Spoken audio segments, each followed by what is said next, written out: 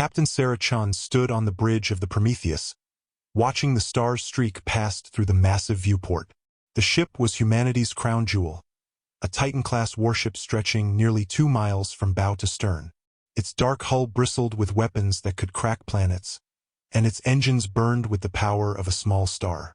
"Captain," called out Lieutenant Rodriguez from the communications station. "We're picking up something strange on long-range sensors." Sarah turned, her boots clicking against the polished metal floor. "Define strange, Lieutenant." "Multiple contacts, ma'am. Unknown configuration. They appear to be... well, they're not human ships." The bridge fell silent except for the low hum of the ship's systems. After 300 years of space travel, humanity had finally found what they'd been looking for, or what had been looking for them. "Put it on the main screen," Sarah ordered. The viewport shimmered and changed to show the sensor display. Dozens of sleek, organic-looking vessels hung in space like a school of metallic fish. They were beautiful in an alien way, all curves and flowing lines that seemed to shift and move even when standing still. "Sir," whispered Ensign Park from the tactical station.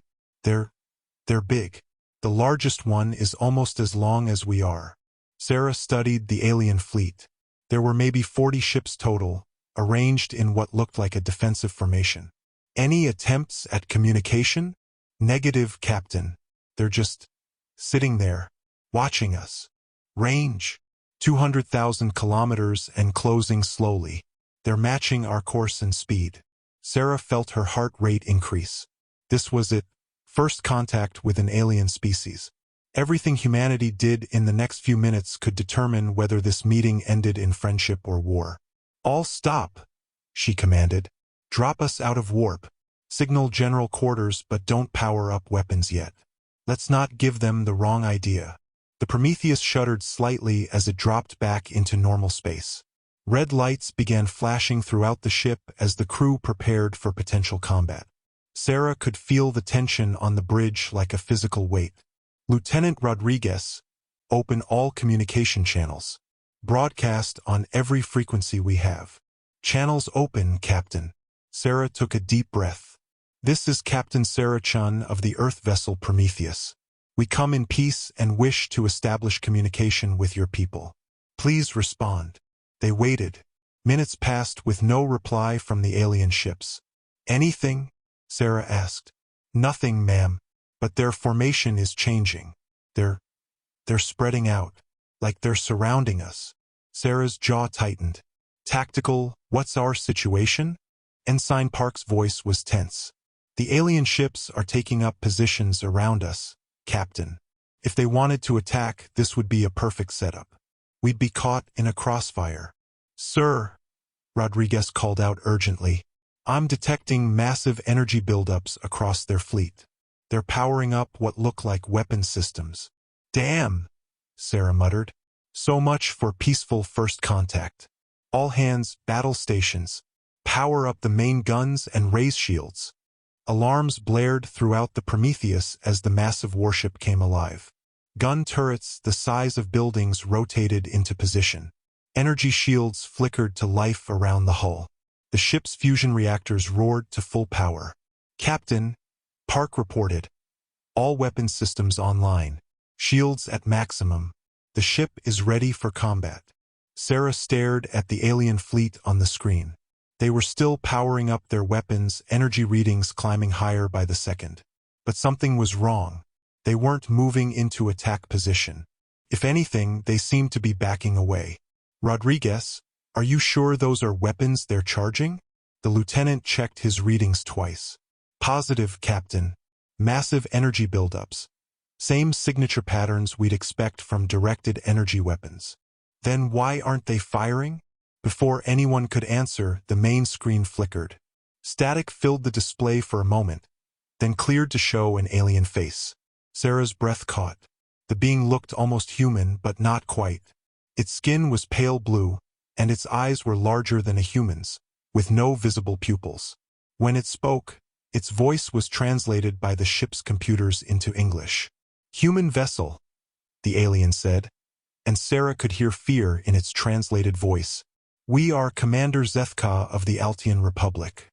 We We wish to discuss terms. Terms? Sarah replied, confused. Terms for what? For your mercy, human. We know what your kind is capable of. We have heard the stories. Sarah exchanged glances with her crew. I'm afraid I don't understand, Commander. What stories?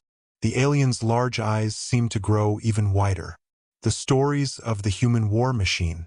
The tales of your unstoppable fleets and your planet-killing weapons.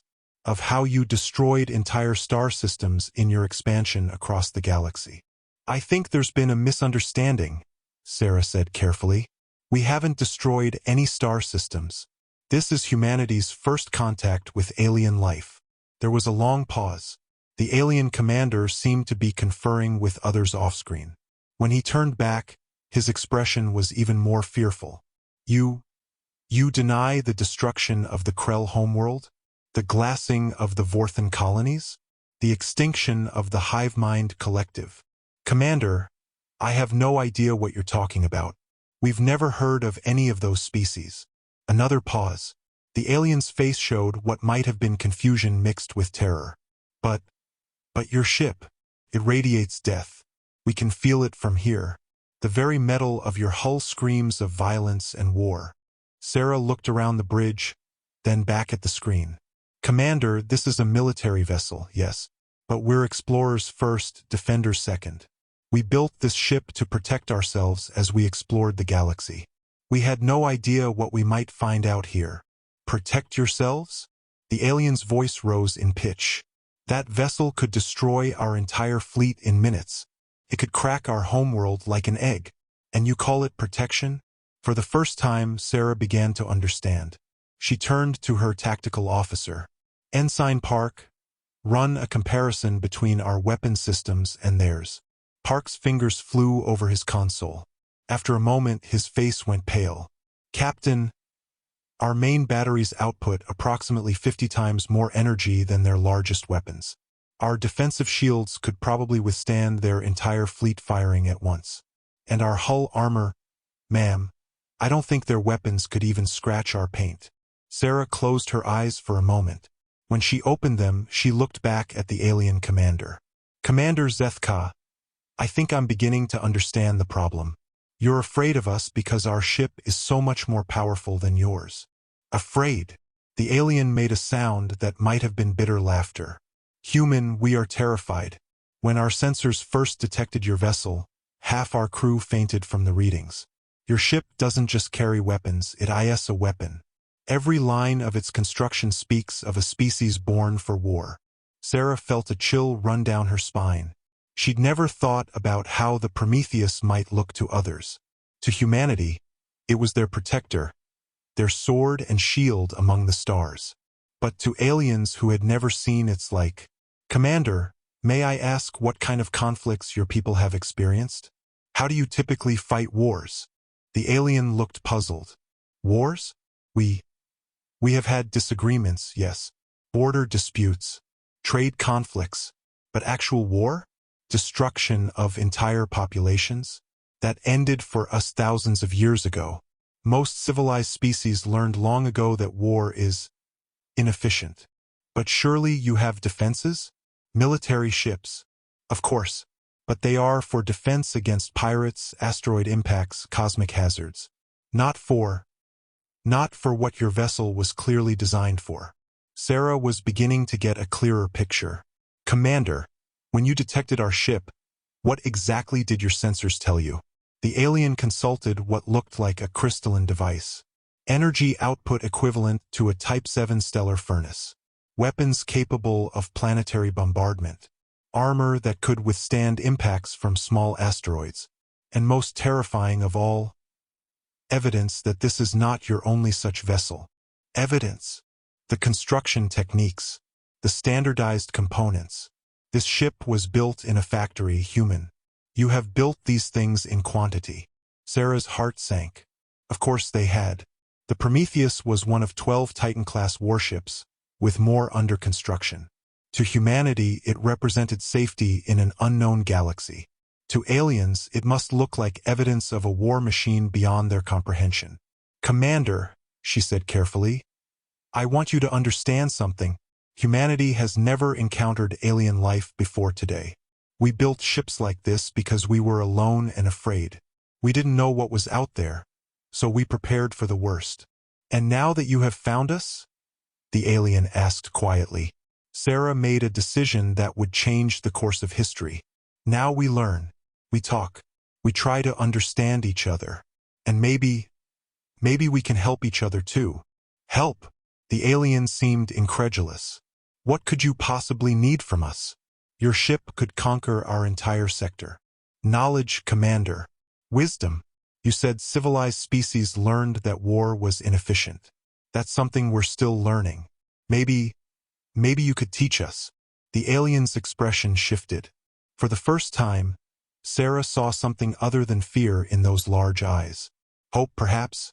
You would learn from us? Despite your power. Commander, do you have children? The question seemed to surprise the alien. Yes, 2 offspring. So do I. A daughter back on Earth. I didn't come out here to conquer anything. I came out here so that someday, maybe she could see the stars without being afraid. Maybe she could meet people like you and call them friends. There was a long silence. The alien commander seemed to be having an intense discussion with others off-screen. When he turned back, his demeanor had changed completely. Captain Chun, he said formally, I am authorized by the Altian Republic to invite you to our space station for talks. But I must warn you, your ship will cause panic among our population. They have never seen anything like it. Sarah smiled. Then maybe it's time they learned that sometimes the scariest looking things can be the most gentle.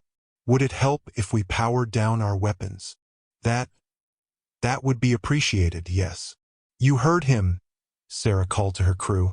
Stand down from battle stations. Power down all weapon systems except point defense. We're going to make some friends. As the Prometheus powered down its massive weapons, the energy readings that had terrified the aliens dropped to manageable levels. Sarah could see the alien fleet visibly relax, their tight formation loosening. Captain, Rodriguez called out, we're receiving coordinates for the Altian station. It's about 6 hours away at quarter impulse. Lay in a course, Mr. Rodriguez. Nice and slow. We don't want to seem threatening. As the great ship turned toward its destination, Sarah reflected on how quickly everything had changed.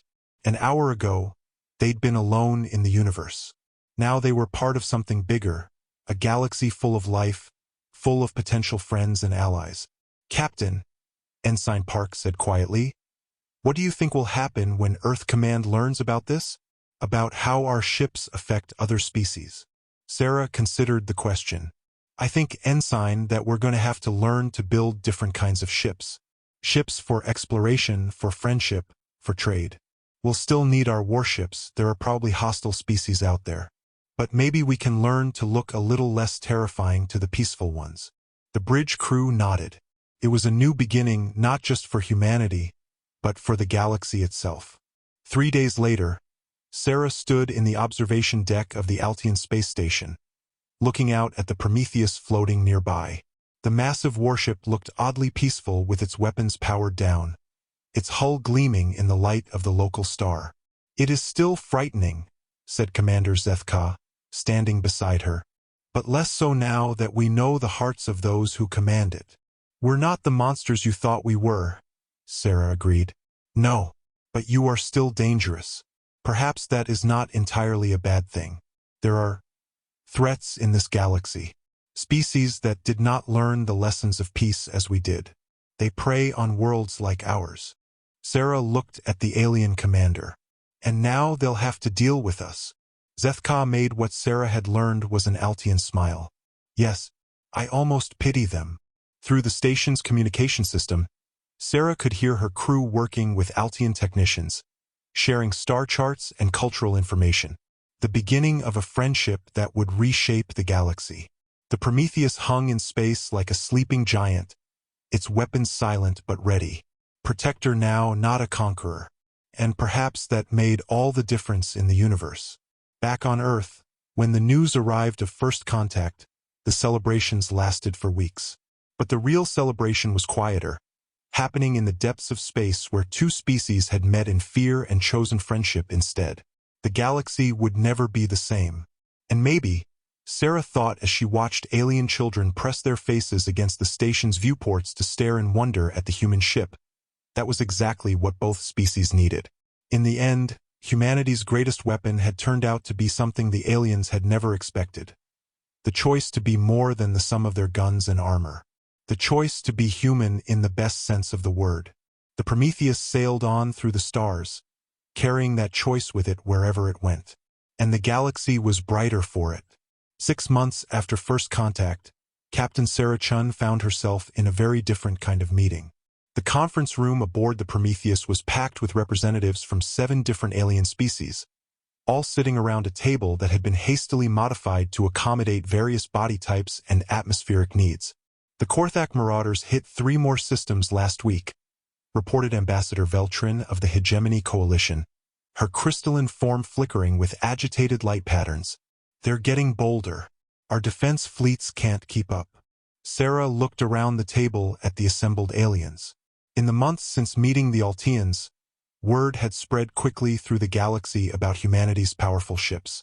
Some species, like those gathered here, had come seeking alliance and protection. Others had gone into hiding, too afraid to make contact. "How many ships are we talking about?" Sarah asked. Commander Zethka, now serving as an official liaison between the Altean Republic and humanity, consulted his datapad. Intelligence suggests the Korthak have assembled a fleet of over 200 vessels. They're using hit-and-run tactics, striking civilian targets and fleeing before local defenses can respond. 200 ships, muttered Lieutenant Commander Jackson, Sarah's new first officer. The entire human fleet only has 36 vessels total. Yes, but... Zethka paused, choosing his words carefully. Your 36 ships are equivalent to perhaps 2,000 of ours. The Korthak use similar technology to most galactic species. They would be no match for even one of your Titan-class vessels. Sarah had heard this conversation before in various forms. The galaxy, it turned out, had been locked in a sort of technological stagnation for thousands of years. Most species had developed to a certain level and then stopped, focusing on peace and prosperity rather than military advancement. The result was a galaxy where conflicts were usually small-scale affairs, settled more by diplomacy than warfare. Humanity, developing alone and afraid, had taken a very different path. "Captain," spoke up Hierarch Voskul of the Meridian Theocracy, his 6 arms gesturing expressively, "we understand your reluctance to become involved in our conflicts, but the Korthak represent a threat to all peaceful species. They enslave entire populations, strip mine worlds, and show no mercy to those who resist." Sarah stood and walked to the viewport, looking out at the stars. In the distance, she could see 3 Altean escort ships keeping pace with the Prometheus. They looked like toys next to the massive human warship. "The problem," Sarah said finally, "is that if we start fighting your wars for you, we become the very thing you were afraid of when we first met. We become conquerors." "But you would be conquering the conquerors," Veltrin pointed out. "Surely there is a difference?" "Is there?" Sarah turned back to the group. "Today it's the Korthak. Tomorrow it might be some other species you don't like. Where does it end?" The room fell silent. Sarah could see the disappointment on their faces, or what passed for faces among the various species. They had come hoping for salvation and found reluctance instead. "However," Sarah continued, "that doesn't mean we can't help." Hope flickered back to life around the table. "Commander Jackson, what's the status on the new shipyard at Luna Station?" "Construction is ahead of schedule, Captain. The first of the new Explorer-class vessels should be ready for trials in 3 months." Sarah nodded. The Explorer-class ships were humanity's answer to the problems they discovered in first contact. Smaller than the Titan-class warships, less heavily armed, but still more advanced than anything else in the galaxy. They were designed for diplomacy, exploration, and yes, protection of allies. "Here's what I propose," Sarah said, addressing the alien representatives. "We'll establish a joint defense pact. Humanity will provide technology and training to help you upgrade your own defense capabilities. We'll also station some of our new Explorer-class ships in key systems as a deterrent. And in exchange? Asked Zethka. Knowledge, cultural exchange, trade agreements. We want to be partners in this galaxy, not rulers. Ambassador Veltrin's crystalline form brightened. You would share your technology with us? Selected technology, yes. Defensive systems, better engines, improved communications. We're not going to hand over the blueprints for fusion warheads, but we can help you build ships that can actually stand up to pirates and raiders. The aliens began talking excitedly among themselves in various languages. Sarah could hear the translation systems struggling to keep up. There is one more thing, Sarah said, raising her voice to get their attention. This alliance goes both ways. If humanity is ever threatened, and I mean actually threatened, not just inconvenienced, we expect your support in return. Of course, Hierarch Voskal said immediately, though I cannot imagine what could threaten beings capable of building vessels like this one. Sarah's expression darkened. Commander Jackson, show them the deep space sensor readings from last week. Jackson activated the room's holographic display. A three-dimensional star map appeared, showing the local spiral arm of the galaxy. At the very edge of the map, a cluster of red dots pulsed ominously. What are we looking at? Zethka asked. Long-range sensors detected these signals coming from beyond the galactic rim, Jackson explained. The energy signatures are unusual, more advanced than anything we've seen from galactic civilizations, but different from human technology too. Different how? Veltrin leaned forward, her light patterns shifting to worried yellows and oranges. For one thing, the ships are enormous, Sarah said. Our preliminary analysis suggests vessels at least 5 times the size of the Prometheus, and they're moving toward the galaxy at significant sublight speed. The room went very quiet. How long before they arrive? Hierarch Voskal asked, his voice barely above a whisper. At current speed, approximately 18 months, Jackson replied. Maybe less if they have faster-than-light capability we haven't detected yet. 18 months, Zethka repeated. Do we know their intentions? No, Sarah admitted. They could be explorers, refugees, traders, or conquerors. We won't know until they get here. But given the size of their fleet and the fact that they're coming from outside the galaxy entirely, I'd rather be prepared for the worst. The aliens looked at each other with expressions that needed no translation. Fear. So you see, Sarah continued, this alliance isn't just about helping you deal with pirates like the Korthak. It's about preparing all of us for whatever's coming from beyond the stars. Over the next hour, they hammered out the basic framework of what would become known as the Galactic Defense Alliance. Humanity would provide advanced technology and military expertise. The member species would contribute raw materials, manufacturing capacity, and most importantly, knowledge about the galaxy and its inhabitants. As the meeting broke up, Zethka lingered behind. Captain, he said quietly, may I speak frankly? Of course. When we first met your species, we thought you were the most dangerous thing in the galaxy. Now I'm beginning to wonder if you might be our salvation instead. Sarah clasped the alien's shoulder gently. Maybe we're both, Commander. Maybe that's what it takes to survive in a universe full of unknowns. 2 weeks later, Sarah stood on the observation deck of Altian Station Alpha, watching the construction of the galaxy's first joint defense facility. Human engineers worked alongside Altian technicians, Meridian craftsmen, and hegemony designers. The result was unlike anything any single species could have built alone. It's beautiful, said Dr. Elena Vasquez, the Prometheus's chief science officer. Different architectural styles blending together like that. It looks almost organic.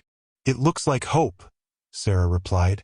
On the far side of the system, 3 Explorer-class ships were conducting joint training exercises with a mixed fleet of allied vessels. The human ships were deliberately holding back, their captains learning how to work with allies rather than simply overpowering enemies. Captain, came Commander Jackson's voice over the comm system. Priority message from Earth Command. Admiral Morrison wants to speak with you personally. Sarah sighed. She'd been expecting this call. Earth's government was getting nervous about humanity's rapid expansion into galactic politics. Put him through to my ready room, Commander. Dr. Vasquez, you have the deck. 20 minutes later, Sarah was staring at the stern face of Admiral Rebecca Morrison on her personal communication screen. The Admiral looked tired and worried. Captain Chun, I'll get straight to the point. There are people in the government who think you're moving too fast. Sharing our technology, making military commitments to alien species we barely know. Some are calling it reckless. And what do you think, Admiral? Morrison was quiet for a moment. I think you're in a position to see things the rest of us can't. But Sarah, I need you to understand the pressure I'm under. If this alliance goes wrong, if we end up dragged into wars we can't win or betrayed by species we trusted. Admiral, 6 months ago we thought we were alone in the universe. Now we know we're part of a galactic community that's been threatened by pirates, raiders, and potentially something much worse coming from outside the galaxy entirely. We can either be reactive and wait for problems to find us, or we can be proactive and help solve problems before they become existential threats. And you think this alliance is the answer? I think it's our best chance, yes. But more than that, I think it's the right thing to do. These species came to us for help, Admiral. They could have hidden, could have tried to appease the raiders, could have done a dozen other things. Instead, they chose to trust us. That means something. Admiral Morrison rubbed her temples. The President is announcing the alliance publicly next week. After that, there's no going back. Are you absolutely certain this is the right path? Sarah looked out her viewport at the joint construction project, at the mixed fleet of human and alien ships training together, at the beginning of something unprecedented in galactic history. Admiral, when I was a kid, I used to dream about meeting aliens.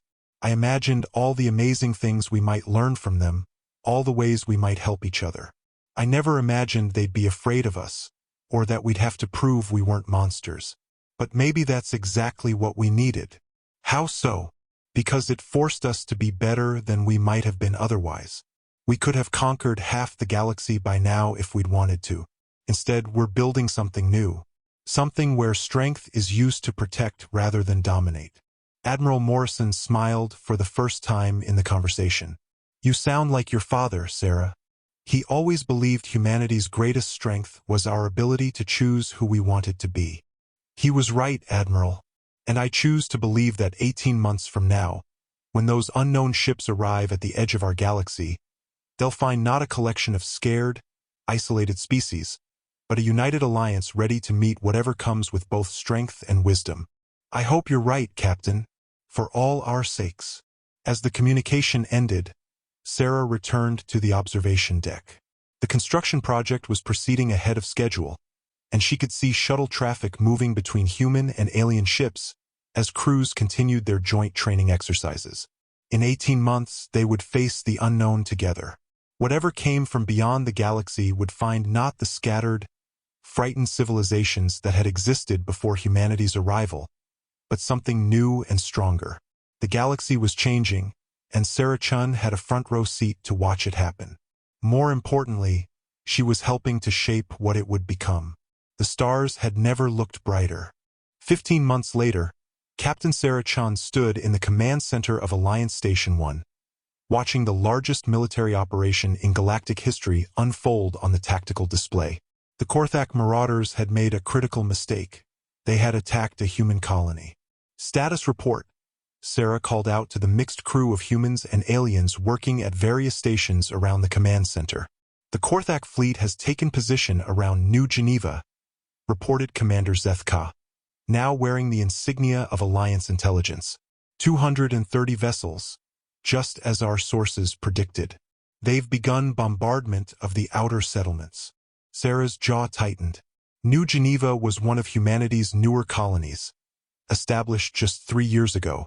50,000 civilians called it home, including many families who had left Earth seeking a better life among the stars. Allied fleet status? She asked. Task Force Alpha is in position at Jump Point 7, announced Captain Veltrin, her crystalline form now sporting human-designed tactical gear. 42 vessels from 6 species. Task Force Beta is standing by at Jump Point 12, 38 ships. Task Force Gamma has the reserve position with 26 vessels. Sarah nodded. Over 100 ships from 7 different species, all working together under human tactical coordination. It was unprecedented in galactic history, and it was about to be tested in the fires of real combat. What about the Prometheus? Asked Hierarch Voskul, now serving as Alliance Strategic Coordinator. She's with Task Force Alpha, Sarah replied. Commander Jackson has tactical command of the operation. It had been a difficult decision, staying behind while her ship went into battle.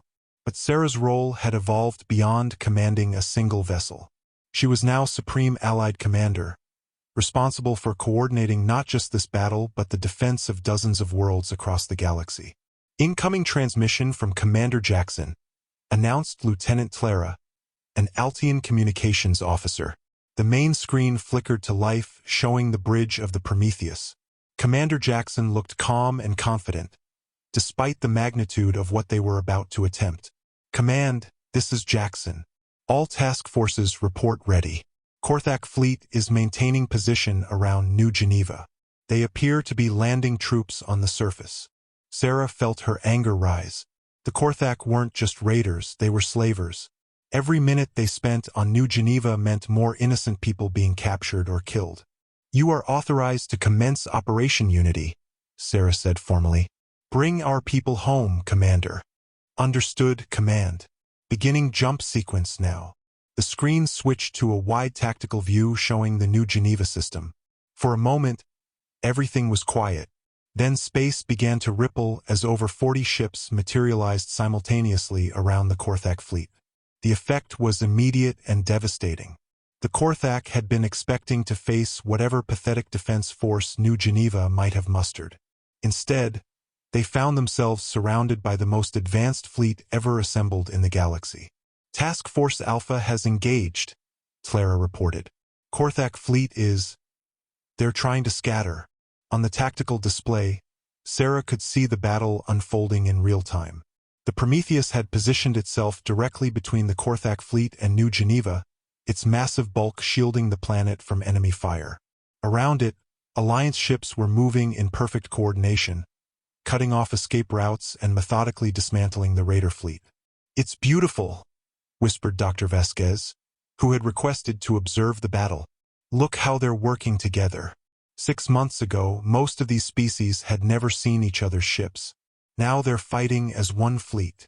Sarah watched as an Altian cruiser moved to assist a damaged Meridian destroyer, while human fighters provided cover for hegemony assault ships, moving to engage Korthak vessels that were trying to escape to hyperspace.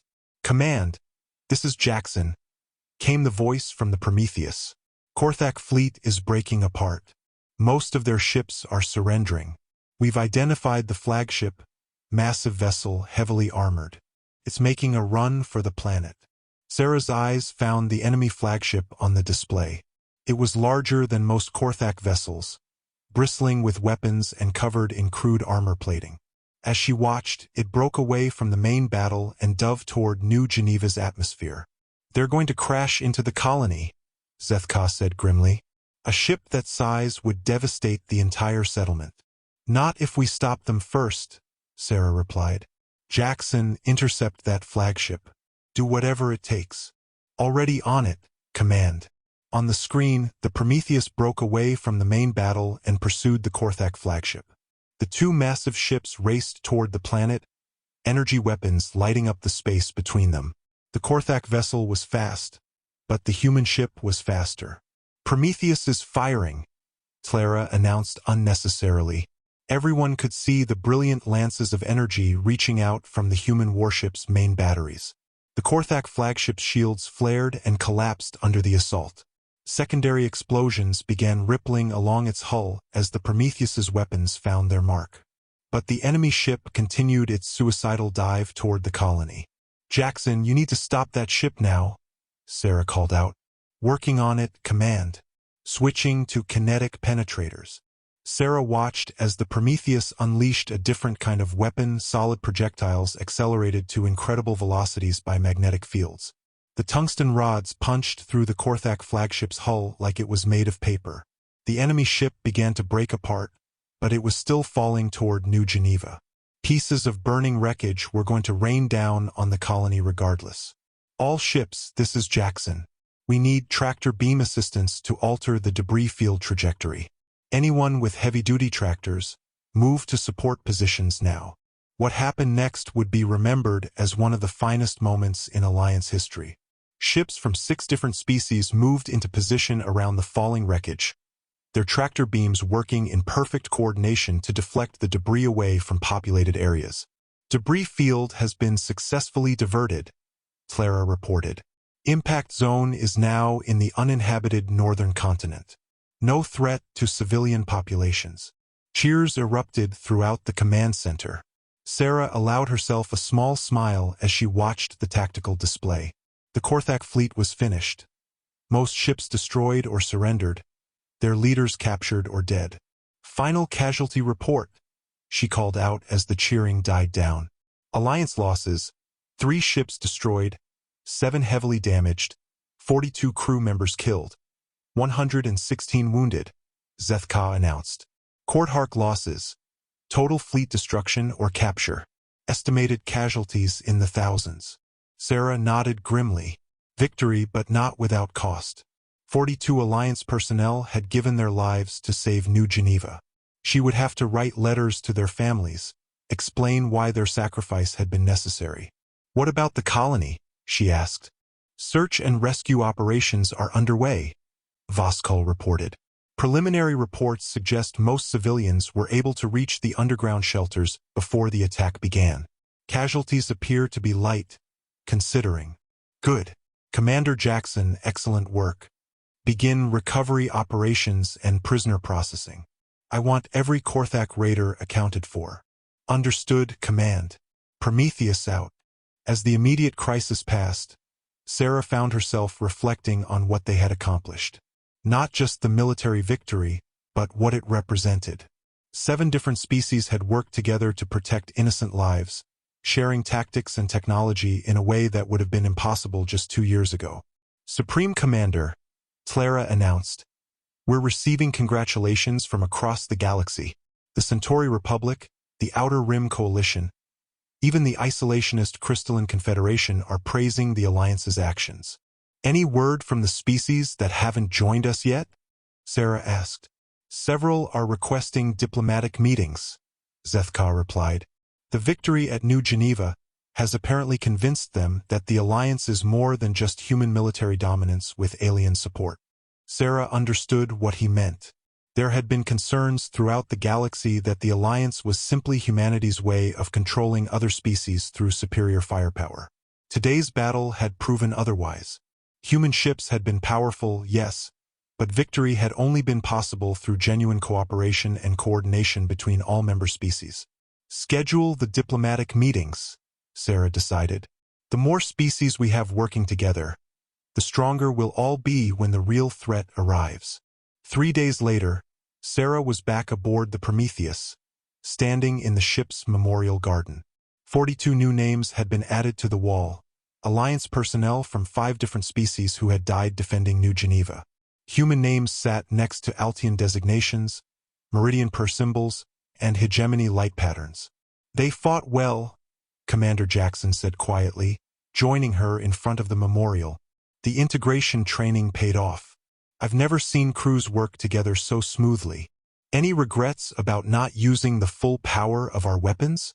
Sarah asked. Throughout the battle, Alliance ships had been careful to use only the minimum force necessary to achieve their objectives. They could have obliterated the Korthak fleet in minutes, but the goal had been to capture as many ships and prisoners as possible. None at all, Jackson replied firmly. We sent a message today, Captain. Not just to the Korthak, but to everyone watching. The Alliance doesn't crush its enemies. It defeats them, captures them, and then tries to find a better path forward. Sarah nodded.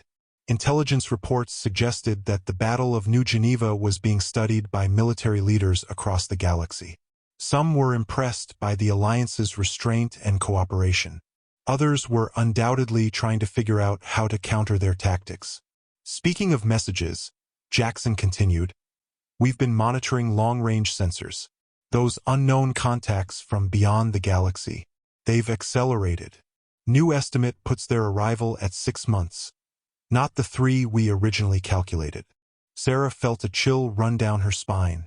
6 months. Are we ready? We're more ready than we were yesterday, Jackson replied. The Alliance fleet has proven it can fight as a unified force.